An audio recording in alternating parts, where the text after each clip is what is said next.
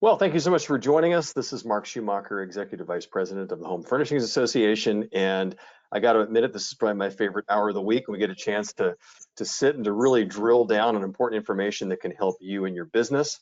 And this week is one that I promise you, when it's over, you're going to be telling all of your friends how they need to see the recorded version of this. It is, of course, that's good to mention that. We are recording this and it will be available on myhfa.org/COVID-19. That's our resource page that has become an industry standard. If you go there, you will find a copy of this later today, plus past webinars, all sorts of important information that has really helped businesses around the country as they work to survive. Joining us today, very happy to bring somebody that's very familiar to us here at HFA, but Laura Khoury is the founder and CEO of Shoptelligence. They are an amazing firm that deals really in everything that is intelligence technology to really allow for the customer experience to be better for you and your store and your website, et cetera. And I love terms like power analytics. Laura, you've got so many great terms on your website. I just love it. But here's the thing. We have been, as everybody else has, we've been struggling for the last number of weeks trying to come up with key things that our members and retailers can do for their businesses. Today, what I love about this is we go from anecdotal to some really great information. Laura's going to share with us a white paper, is sharing it with you as well. It's a downloadable handout on this webinar, and it's called 5 Ways to Thrive in the Pandemic. And this is going to be information that you can use. Laura, first of all, thank you for joining us. How have you managed through this crisis up to this point? Thank you. Thank you for having me, Mark. It's been a fun time. It hit everybody like an asteroid, really. But we've been managing, and we've seen some really interesting changes. And I would say the biggest thing that we've seen is not a change, but an acceleration. And what I mean by that is, particularly in retailing and particularly in home furnishings and other big ticket industries, the adoption of digital was going at a pretty quick rate, right? It was growing. Home furnishings was expected to grow by over 30% this year in terms of the influence of digital, of e-commerce.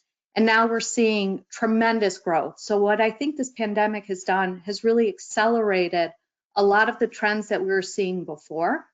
And you know, we sit at the edge of those, the cutting edge of those, and so it's really brought to fruition a lot of the things we were anticipating. And before we get too deeply into this, let me ask you this question, because I think this is an important sort of a framework. These changes we're talking about, this acceleration, is this a forever change? Do you ever picture that anything will go back to the way it was, or is this now been a definitive change to the customer journey, to how home furnishing retailers do business? Is this one of those things that's going to stick?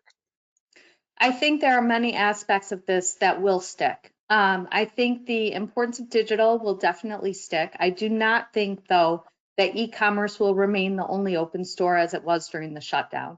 But I think a lot of the things that came from that will stick, including changing roles of the sales associates, how they use technology. I also think some broader contextual things will change.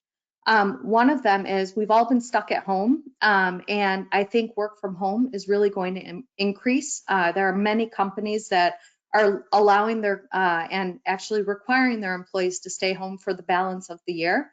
And so as a result, I think with people being stuck home, the importance of the home environment has forever increased. And we see that with increasing new home starts.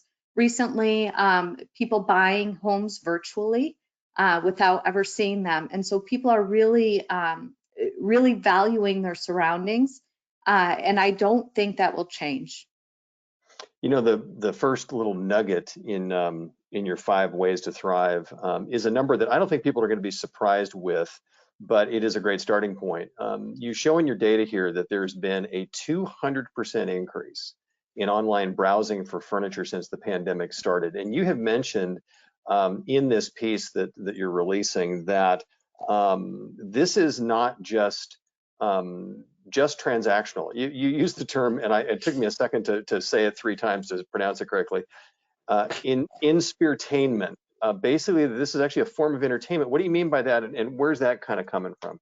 Yeah, so inspirtainment, and that is a combination of inspiration and entertainment. So sites like Instagram and Pinterest have been leaders in this. And as people have been home, they're looking for inspiration. They're consuming inspiration. You see this even with the growth of Netflix as an example. Their subscriber growth during the first, month or so of the pandemic and stay at home have skyrocketed, as have traffic to inspirational sites like Pinterest and Instagram. So inspirtainment is the combination of seeking inspiration but consuming it as entertainment. And the importance of that is not only the fact that whichever retailers are available on those third-party sites and really actively promoting are able to get more eyeballs, but it's the ability to pull that traffic into the retailer site and continue that experience in such a way that you engage the shopper for longer periods of time on the website by providing them really content that can serve both as inspiration as well as entertainment. So if you're not in the game, in other words, you're missing out if you're not on Pinterest. And I know a number of retailers that are and have found a lot of traction there in these last number of weeks. But if you're not there, then you're not an option for that buyer looking for that, correct? Exactly. And most of the shoppers, particularly on Pinterest, are ready buyers. Over 90% actually search with an intent to purchase. 90% are ready buyers. 96%, Okay. yeah. 96, holy smokes. Yes. Okay. Yeah. So as I'm doing what I'm sure people are listening to this doing, writing that one down, that's incredible. Let me mention, by the way, for anybody joining us, you can certainly submit questions. Laura and I are going to get to as many as we can. So please, you'll see on the right side of the screen the ability to do that. Ask your questions. Once again, there's a handout for this release today that I want you to take with you and something that you can really digest. Laura, the first surprising thing that I found in this white paper that just kind of stopped me. We've heard what has happened with let's just use Wayfair as the example. We know what happened with them, meteoric increase, and you mentioned here it says that their growth rate increase in March alone was 2 times plus. Okay, so that's really moving. It's the other part of this data that you put out that's an analysis of your clients that I find to be unreal.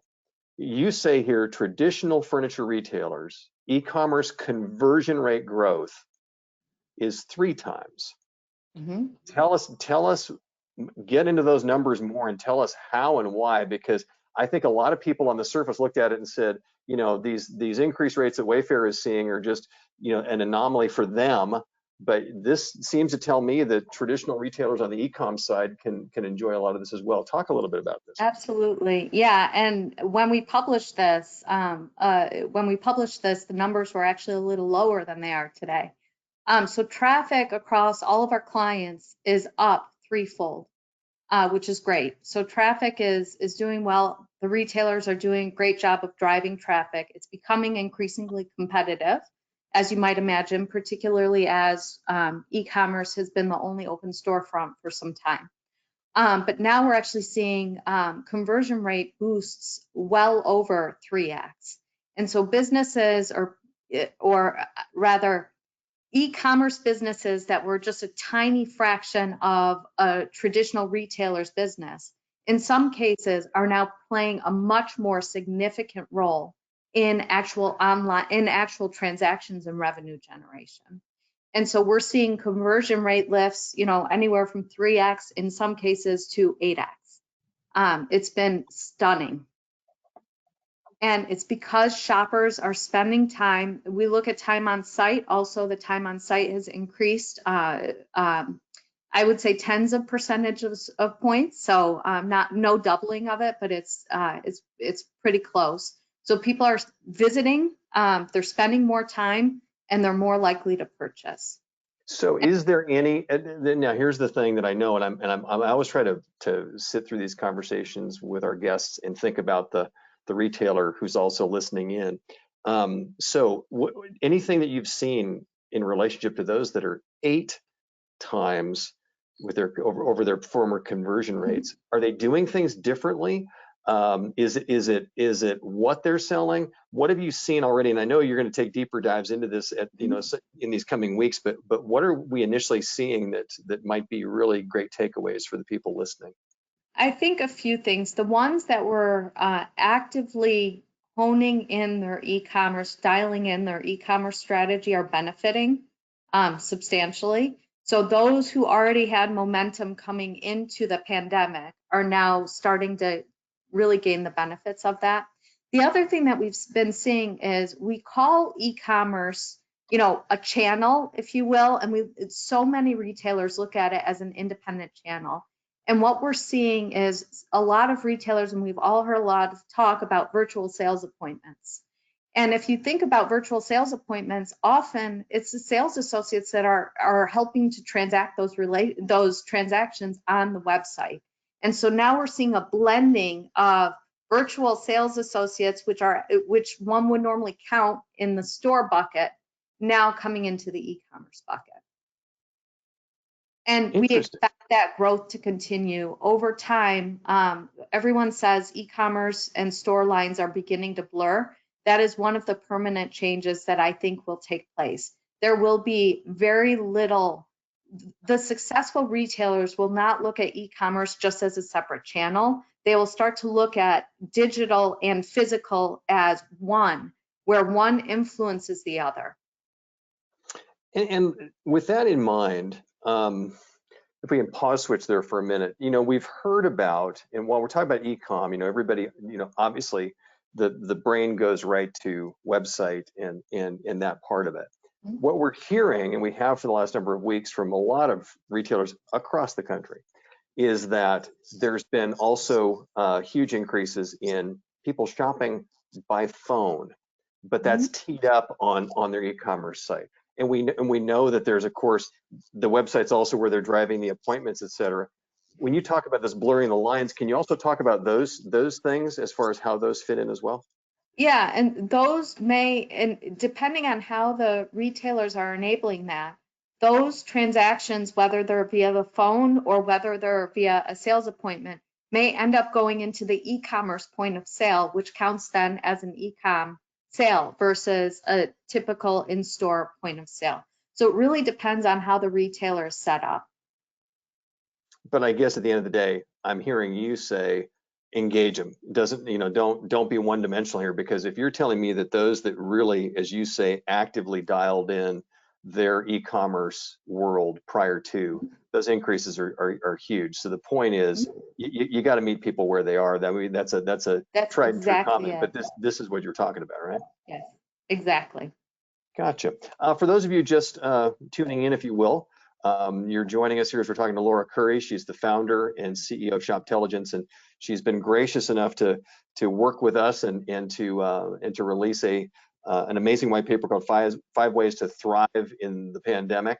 And this is real data that she and her team have put together that are really adding some great fact to a lot of the anecdotal things that we've been thinking about since stores have closed and now reopened. And by the way, we are recording this, so make sure that you send people to myhfa.org/COVID-19 for a copy of this later on. And as a matter of fact, if you're sitting in your office area right now, you've got to get other people to come over to the screen. This is worth listening to.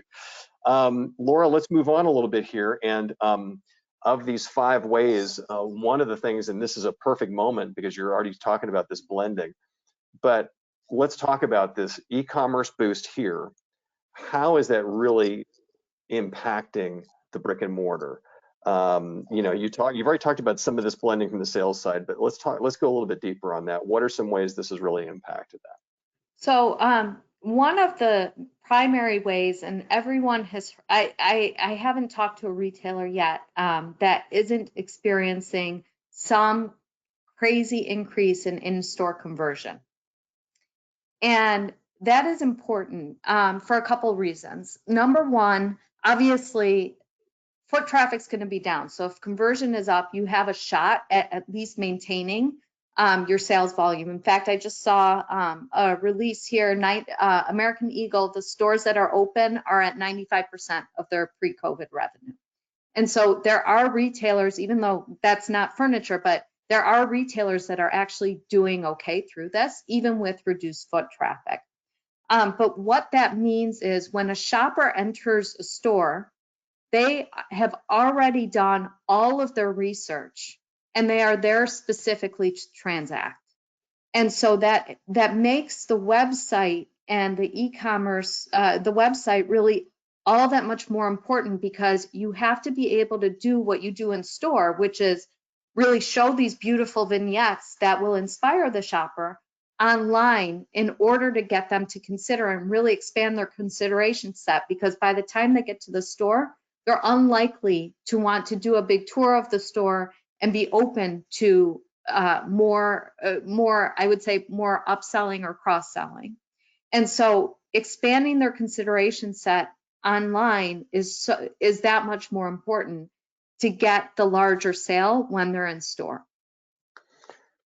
So you have to, inherent in that is you have to have in the store what you're putting out online, though. That's at least I'm kind of reading between the lines there. That's part of it as well, right? Your online presence needs maybe more than ever to really, in some ways, match or dovetail nicely with what you have in store. To some degree. So if you got to think about it from the consumer's perspective, why does a consumer go to a store? There could be a variety of reasons. One of the main reasons the consumer goes to the store is to touch and feel a product. So when, as a retailer, you're looking at your products and you look at your use of your real estate in store, you need to take into consideration what are those product categories that a consumer would want to touch and feel. So if I come in and, if the shopper comes in and wants to touch and feel the sofa's got to be there. But are they likely to want to touch and feel the rug? Are they likely to want to touch and feel the end tables? Not necessarily. And so you got to look at to what degree each category requires an in-store visit in order to convert. It's a little bit more granular of segmentation, but the retailers that have a really good strategy and training to upsell the customer, even if the item is not there, and have fulfillment capabilities to get it to the consumer, will also win. It's interesting. You have another, one of the many nuggets in this report that I thought was interesting, that pre-pandemic, just to give people some context, you mentioned that 59 cents of every dollar spent in store was digitally influenced. I'm assuming that we don't have what the data is now for that, but you're gonna probably tell me it's a lot higher now, because that's a high number before the pandemic. Yeah, I would imagine that it is substantially higher. I can't predict what that number is, but one thing that I will tell you is, in response to this, one of the things that we've recently launched as part of our platform is in-store tracking for digital. So as shoppers use the website, we've launched this ability for the sales associate to scan a code to tie back to the on-site experience, so they can start to get a sense of to what degree did digital influence a particular visit or a particular sale. We have a couple of interesting questions, and one of those it just relates to exactly what you just said. Is the reverse also true? Are people, after they go into the store and transact, are they looking for additional items online after the fact, or is that not as prevalent now because, as you said, they've done all their homework in advance? So it could be prevalent, and I think retailers could make it more prevalent. So typically when shoppers purchase, they purchase the big items first, and then they fill the room afterwards with the small items. Okay. And so if they're going into the store, this comes back to the category analysis I was suggesting earlier, right? So if they go to the store to touch and feel the sofa, the rug isn't there. Perhaps they don't purchase the rug while they're there, but they come back after they've taken delivery of the sofa or after they've done more research. Being able to allow the shopper to suspend and resume in any channel is a compelling way to get the shopper, instead of focusing the shopper on buying that particular one item, helping them build that entire room gradually in a way that the shopper already does that today, but using each of the channels in the way that's relevant to the questions they're trying to answer in that channel. And so when you say suspend and resume, you're trying to make that process easier for the customer so they're not having to start from scratch. Exactly. Okay. Another good question. I'm sorry. No, go ahead. Just real quick, they see an item in store, allowing them to be able to save it in store and then access it online when they're back at home is part of that suspend and resume. We've always looked at the store as an endpoint. We need to expand our perspective. The store is not the corner piece of the puzzle anymore. It's a middle piece in the puzzle. I'm a very visual thinker, so I like that. Here's a great question that has come through. He says, we've seen some research that shows consumers now do not want only sales kind of e-blast, but more softer relationship building as far as your e-marketing. Anything along those lines that you've seen that would back that up one way or another? Is tone part of this big change that we're looking at?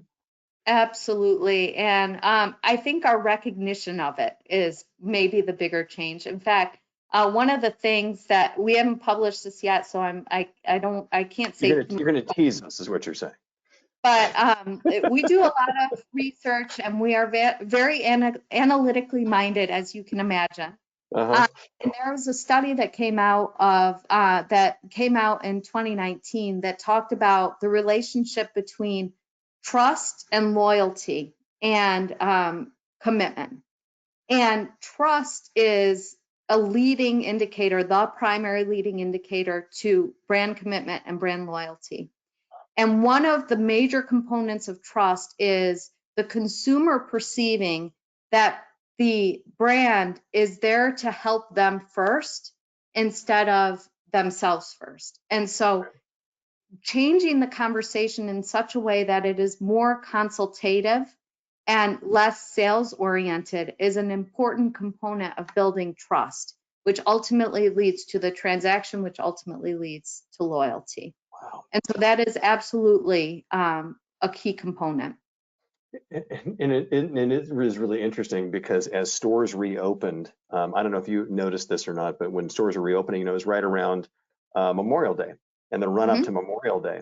And while most retailers did have their Memorial Day sales, there was also this cognitive approach that we also don't want to promote something where we're going to have more people at the store than we can handle under social distancing, et cetera. So in some ways, the social distancing has also forced retailers, and we've talked to many of them that have said, we're doing a lot of the same things, but tone is different and just how we're going about it. And this is that whole systemic change you're talking about, not just e-commerce itself, but the whole dialogue we're having. Is that fair to say? Yeah, absolutely. And I think there is also a recognition that should remain permanent, in my opinion, that the sales process should start earlier and it should be more consultative. We hear about all of the virtual appointments. I was on one of these webinars a couple weeks ago, and they were talking about business being up and the number of appointments they've gotten, and it was amazing. And people want the consultation. They want access to more information even before they enter the store. And so before it was you counted up when they walk through the door.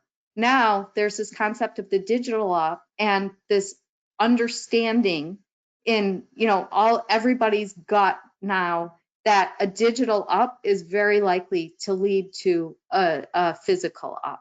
And so there's a connection there, and that by itself forces one to think about it as a conversation rather than a transaction, because there's going to be a second part. Well, once again, I want to mention that we're having a terrific conversation with Laura Khoury, the founder and CEO of Shoptelligence, about a white paper she's released. And by the way, I just want to tell people watching this, I teased Laura a little bit earlier about mentioning these deeper dives. This is what she and her team do at Shoptelligence, is that while this white paper is amazing, each of these segments, they're drilling down deeper. And this is just the beginning of the dialogue. So it's going to be fun to see even further as more of the data comes in. Let me ask you this, it's a great way to dovetail here. Because of what you just talked about, and we've got a few questions that came in relating to sales associates, et cetera. You know, with what you're describing here about the sales process starting earlier and suspend and resume, you know, from the standpoint of making, you know, thinking about the sale after the sale. You and I have talked, and you said one of the biggest changes moving forward is in sales associates, their approach, how they do their business for their retailer. Talk about some of those initial changes that they have to adapt to, because clearly it's a different world for them. So I think this is a huge opportunity. One of the things that has also changed on the consumer side is people are a lot more comfortable with virtual communication. So what we're doing here with a video conference, right? Zoom almost completely broke down. They were so overloaded at the beginning of this, and people are doing Zoom happy hours, et cetera. And so people are more open to virtual communication. If you think about retailing, particularly furniture retailing, even before the pandemic, everybody knows, everybody will tell you, if you can get the sales associate into the home, the ticket value will go up. And so now with these virtual consultations and sales appointments, those are more akin, and I think retailers should be looking at them more akin to an in-home consultation than just a sales appointment that would occur in a store. And one of the results of that is most sales associates, or many sales associates, the quality of sales associates varies, right? Some are very good and almost designers. Some are very transactional, very new in the industry. Typically, when you do an in-home consultation, you send a designer, but that's not always going to happen here. And so enabling the sales associates to be more brand ambassadors and have access to more intelligent design tools to really raise the bar for everybody as they're doing these virtual sales consultations, I think is one of the key elements. Obviously, connecting that to online sales appointment scheduling and even chat, I think is critical. So making the sales associates available virtually, instead of being in the store and not really active when there's no traffic or there are no customers, they should be manning the chat.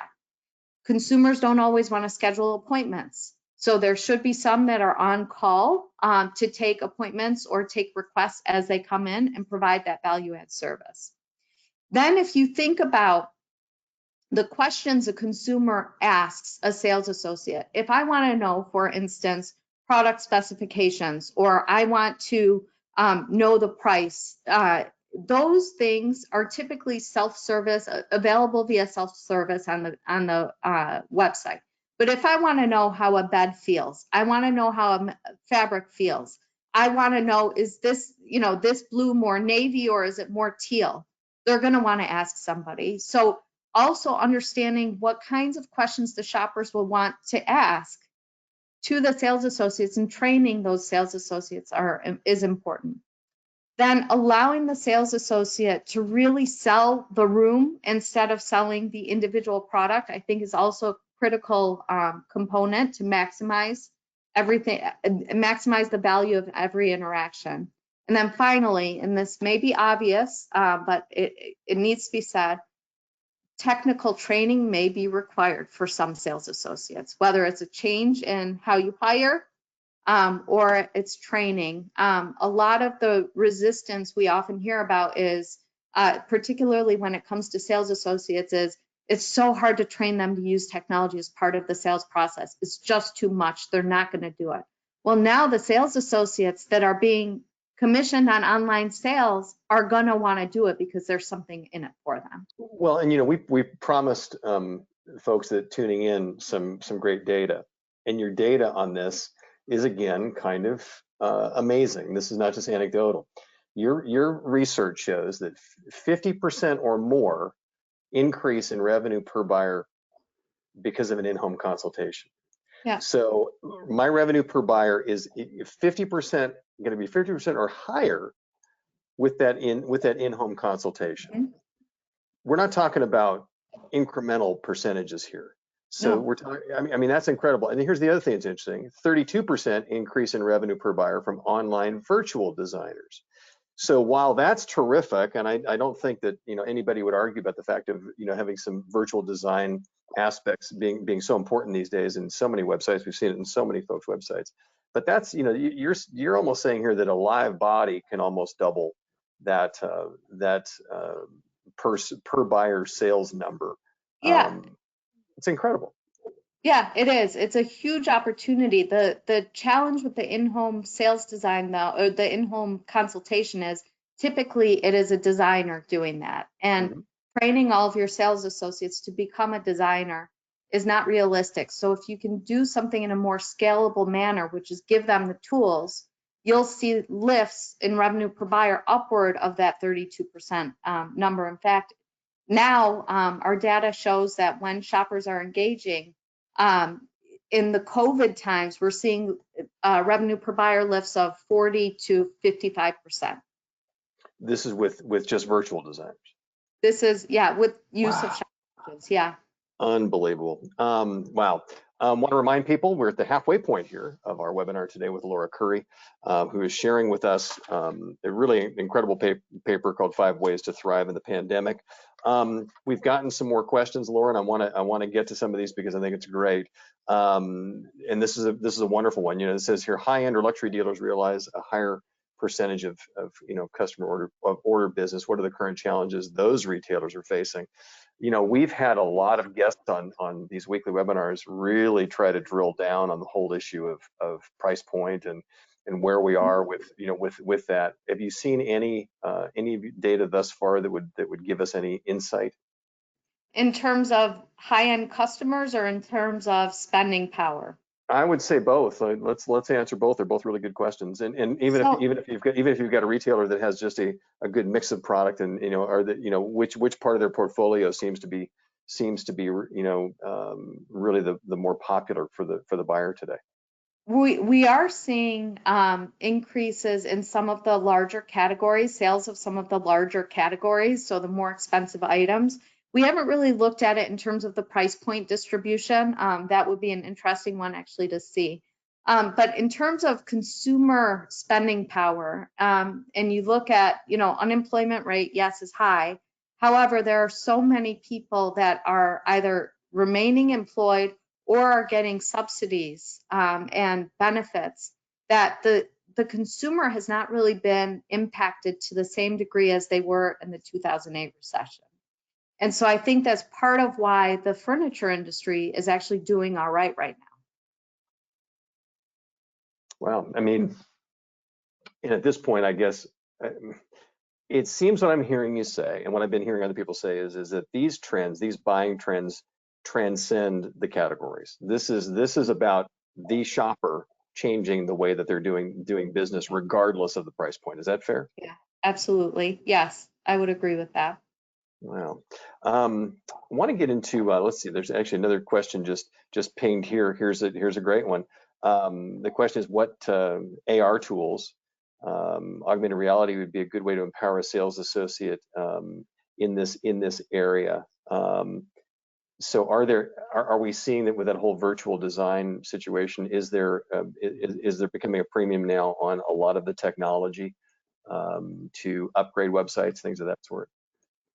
Yeah, so if you think about the role of different technologies in the consumer buying process, AR is a compelling technology. There is no question of that. In terms of the sales associate involvement with AR, this is my opinion. Okay. I can't imagine that, or I don't imagine a massive uptick in AR of use of AR by the sales associate, because you have to actually be in the room to do the AR. So I do see it increased use by consumers for that.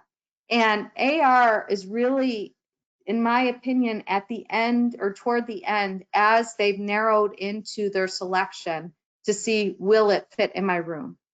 There are other technologies before that that help you figure out what should I put in the room. And I think that's where the sales associate assistance with tools really helps. And then once they assemble what needs to go in there, the AR helps really visualize it for the consumer. So I think all of the technologies working together are critical.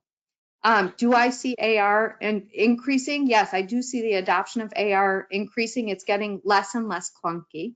And you're able to put more and more items. Before it was limited to just seeing one item in the room.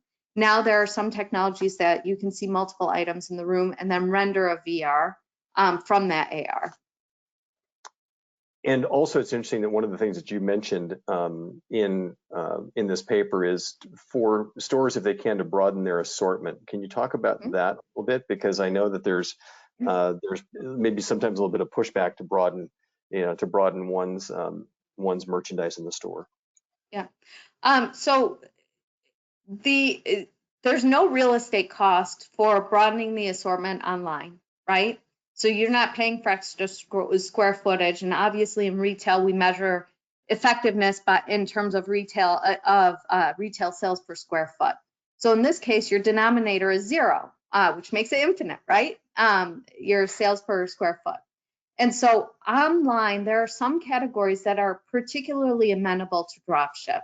And so we're not suggesting they expand their inventory in store. What we're suggesting is drop ship. If you've got the customer on your site already, giving them a reason really not to leave the website by giving them the assortment to fulfill their entire room or really find that perfect product. You as a retailer don't have any incremental carrying costs for it, but you do have something to lose when the consumer leaves the website. And so what our perspective is, to the extent that you can broaden your online assortment via dropship programs, it's a low cost or sometimes no cost and very high ROI mechanism to do that. And now with automated merchandising solutions and easily expandable websites, it doesn't cost you that much more, or really anything really that much more, I would say, to broaden that assortment. So you allow the shopper really to have a full, you asked about infotainment experience earlier, to have that full infotainment experience to furnish that entire room or their entire house. Do you want to get a validation of this conversation we're having? Listen to this that just came in from one of our members. While listening to you and I talk the last half hour, this person has answered 5 consumer chats and 3 are still active. And they said chats are 5 times greater than normal for this one retailer. You would call that typical? I would, we don't have stats on the chat level, but I would say somebody who's chatting is a higher intent customer, and the intent is a leading indicator of conversion. And so if conversion rates are 3x higher, I would say that's pretty consistent. Let me remind people you're listening to the HFA weekly webinar here. Laura Khoury joining us. She has a paper that we're sharing called 5 Ways to Thrive in the Pandemic. It's an ebook. It's on the handout side of your screen, and you can grab that. It's something you're going to really want to take with you. Also, if you have any questions, please, there's an ability to ask questions there. Please do, because we're answering as many questions as we can. I want to point out again, this webinar is being recorded, so it will be available later today, so you can share it, listen again, this has just been terrific information already today. Laura, let me ask you this. So we talk about a lot of different things that are changing. What would you suggest should not change? Because if we get too much into changing everything, we're not going to know what's working and what's not. So what are the things within the retail home furnishings experience that you think at this point, stand pat on, continue to do? What would those things be? Stores. So I was talking to a retailer this morning. One of the biggest competitive advantages a retailer has is their brick and mortar store. I know a lot of them have been closed, but a store forces somebody to really get local. And trust, we talked about trust a little earlier. Part of trust includes this feeling on the consumer's end that the retailer knows me. So merchandising for that local market, being able, even if the sales associate is just down the street and you choose to chat, just the knowledge that the sales associate is there in case you want to go see it in person is so powerful. You look at Wayfair's average order value, and I haven't seen the stats from the pandemic period. Yeah, I don't think they've released them, but their AOV is $252. $252. Their total revenue per buyer over the entire customer lifetime, most recent stats I've seen has been about $400. A furniture retailer's average order is $1,200. And so if you think about the power of local retail, people still want to go to the store. They still want that human touch. They're getting more of it virtually, but having the store as an available point for validation in the buying cycle is critical. The second thing I would say is sales associates. I know they go hand in hand, but one should not consider e-commerce as a replacement for sales associates. They go hand in hand. And so that's another one. And then obviously the last mile logistics are a huge component, huge competitive advantage that the traditional retailers still have, and it will remain a competitive advantage. Well, that's been really tricky in this pandemic, from the standpoint of how they deliver and the different aspects of that, which has been a tough thing for many retailers to try to figure out. You talked about the sales associates as a resource. When we talked earlier, and this is a clarifying question that came in that I want to make sure we talk about. When you talked about in-home consultations, are we talking about virtual? Can they be virtual? Do you find that it's the same as somebody actually going to the home? Because obviously we're dealing with a lot of people that are still edgy about having people into their home. So the in-home consultation numbers that we have are pre-pandemic. It's a historical trend in the industry. The in-store, we know what the typical average order value is. We believe that the virtual in-home consultation, which is relatively new, will yield more than the online and in-store, or more than the online typical average order value, probably less than the typical in-home consultation. There's a bias in the in-home consultation that is implicit, which is the people that are having the in-home consultation, typically it warrants there's enough of a basket size to warrant the retailer actually sending somebody to their home. So there's already a knowledge there that there's going to be a bigger ticket size, typically. The virtual, I believe, will be somewhere between the two. Okay. You also make a big point, and I think this is a tried and true thing about talking about, it's far less expensive to keep an existing customer than it is to go out and acquire a new one. How do you feel, from what the research you guys have already done, where are you seeing the successes when it comes to the cultivating of the current existing customer? While they've been at home for a number of weeks, they've been somewhat captive. Can you talk a little bit about that, and how not only where we've been the last couple of months here, but where that may be going as well?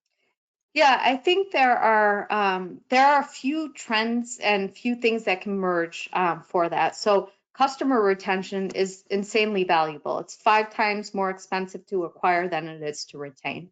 But how you retain matters. So I'll talk first about the infotainment trend.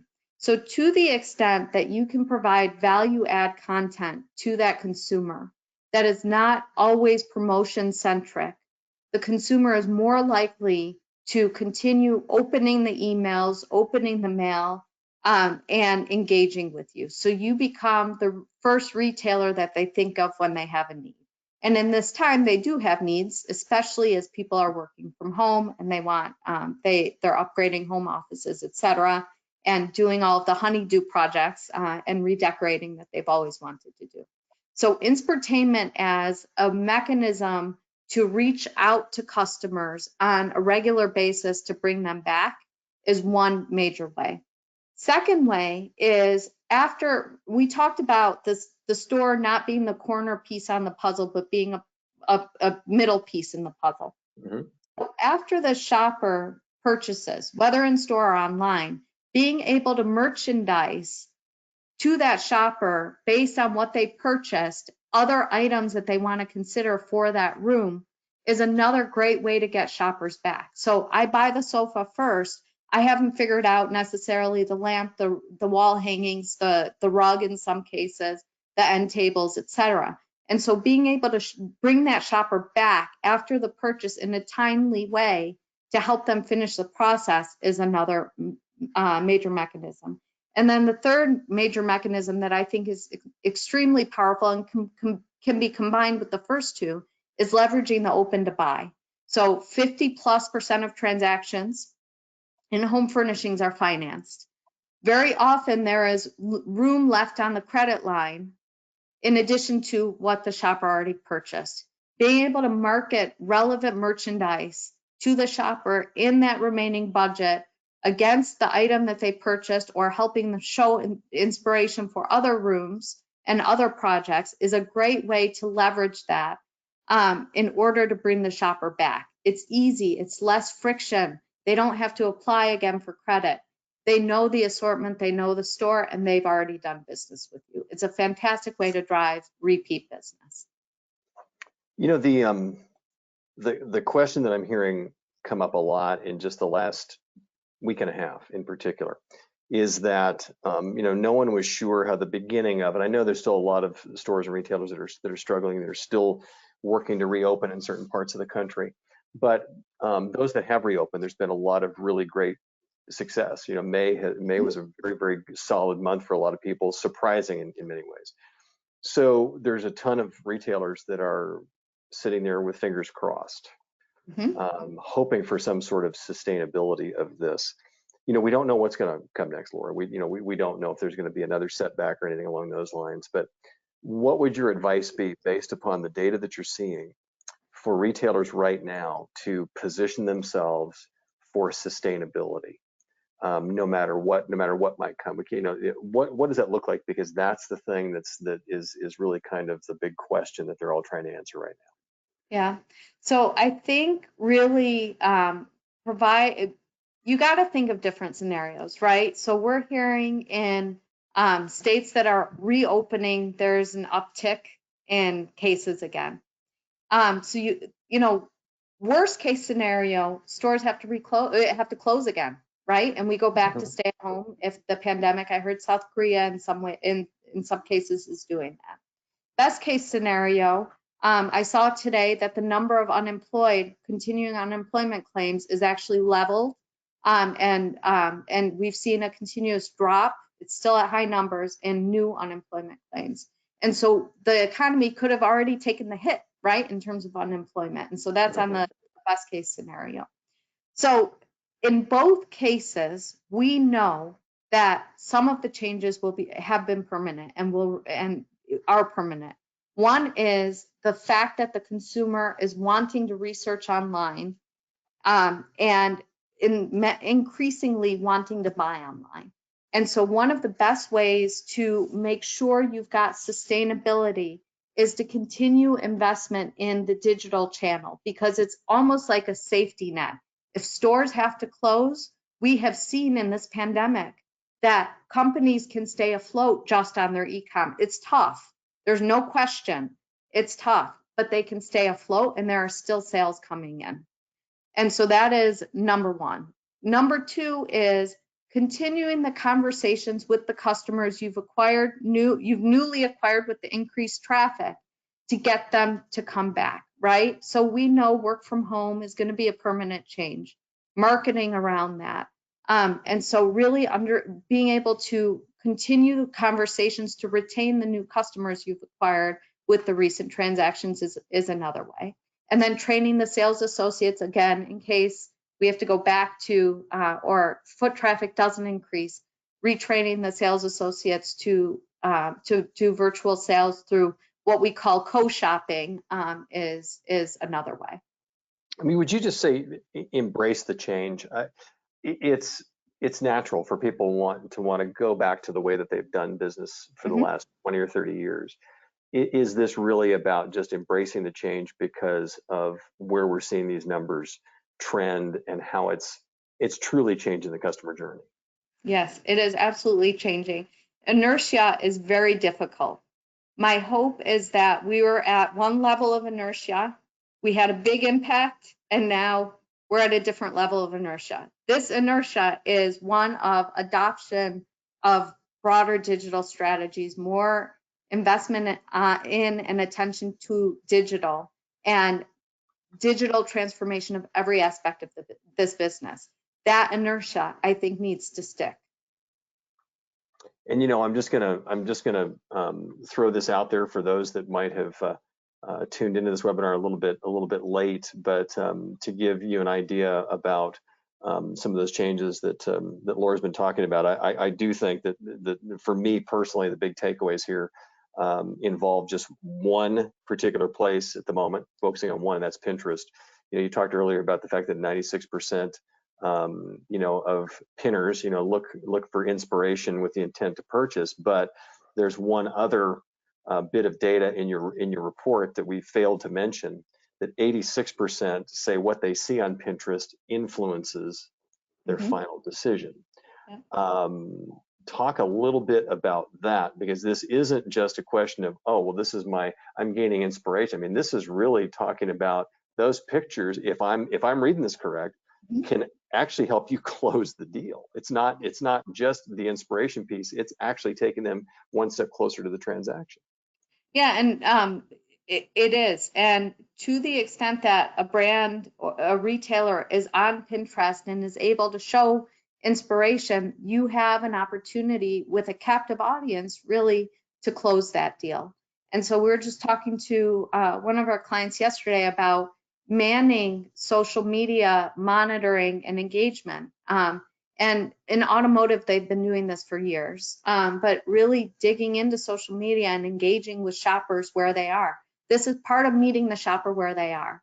And that is another way that sales associates, particularly ones that are trained or enabled with the ability to provide inspiration, can really engage shoppers in a way on Pinterest to drive them to the retailer site to continue that type of engagement.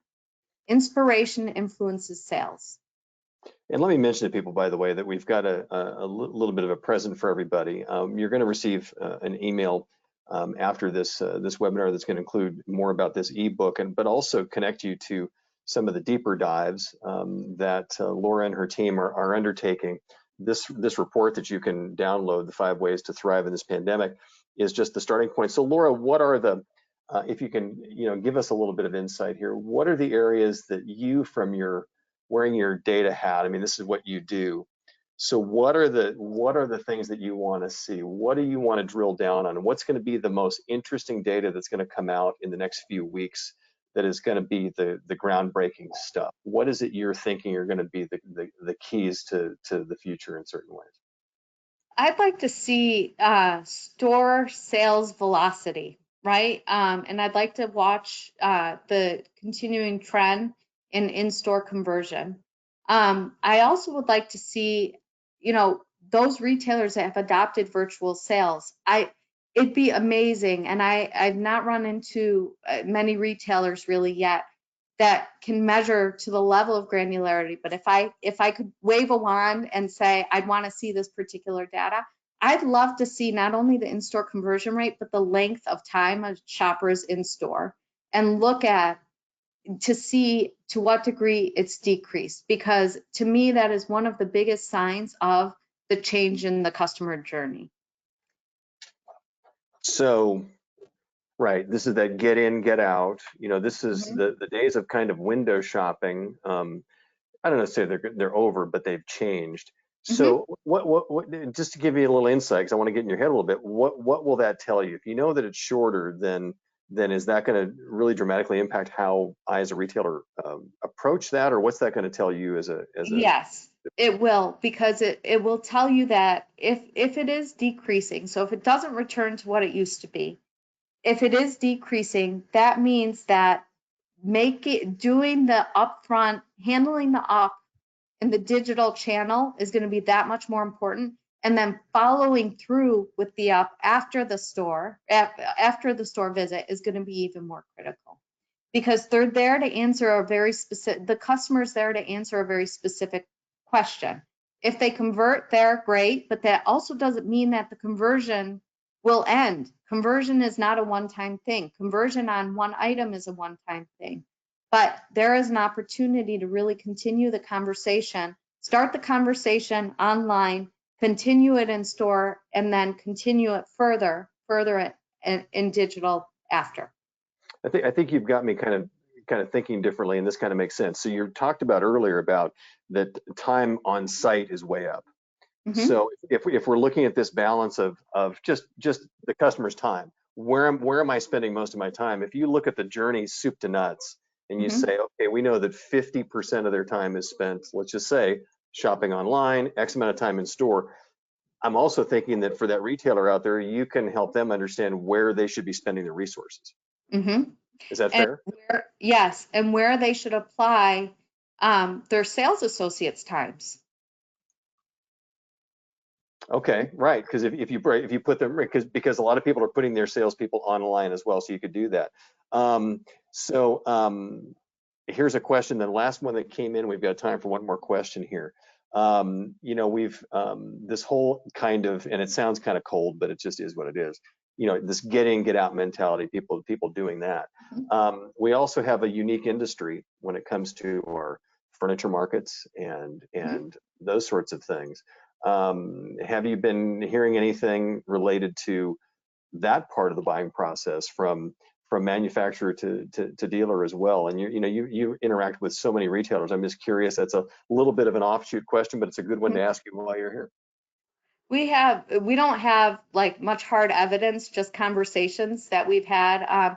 One of the big concerns that I'm hearing right now is the concern about supply chain, because the effects of supply chain always lag. So we've got big sales bumps right now. How are retailers going to be able to replenish? But I'm not really hearing in terms of market and how merchandising is being done any more than I would say most people in the industry. Yeah, I mean, it's an interesting point, because that's just such a unique way that Yeah. we do business as an industry, and it is certainly being impacted. I appreciate that very, very much. I want to remind people that you can view a recording of this. We'll send you the link so you can do that, but you can always find it at myhfa.org/COVID-19. That's our resource page with everything you need, and it's got, not only will it have this webinar available, but the past webinars we've done over the last couple of months that have been incredibly helpful to retailers around the country. Laura, we have just like 2 more minutes. What are some parting thoughts here that you would have for the retailers who are listening? I think you've added so much meat to the bone here when it comes to a situation that is a lot of guesswork, a lot of anecdotal thoughts, but trying to put data to that. What are some final thoughts you have for the folks listening in? I would say, in times of uncertainty, every visitor counts that much more. And so as a retailer, I would be looking at how do I maximize what I get from every visit, and really look at the shopper not just as an up in the store, but really consider the end-to-end journey and enabling sales associates and consumers to really co-shop, to tie inspiration into the transaction, wherever that transaction happens, and make sure that shopper is not a one transaction shopper, but really a loyal shopper that you can engage and you continue to engage to really drive profitability. And as we talk about engagement, I also want to mention that we have our HFA Retailer to Retailer Facebook group. Feel free to look us up on Facebook, as well as a lot of great conversations that happen there. Laura, we always appreciate your time and your expertise, and we thank you so much on behalf of not only HFA, but all of our members for sharing this white paper and knowing that there's more deep dives to come, and whenever they come out, we want to share them with everybody. So really appreciate that, and glad that you joined us here today. We appreciate it. And Thank for you everybody, very much. you betcha. And for everybody else, we thank you as well for being here as part of this webinar today. Want to also mention, of course, that these webinars are just one aspect of membership into HFA. Please consider it. It's one of those things that you can certainly find also. myhfa.org will have ways that you can join and get even more resources. Once again, thanks to Laura. I'm Mark Schumacher, Executive Vice President of HFA. We will see you next time.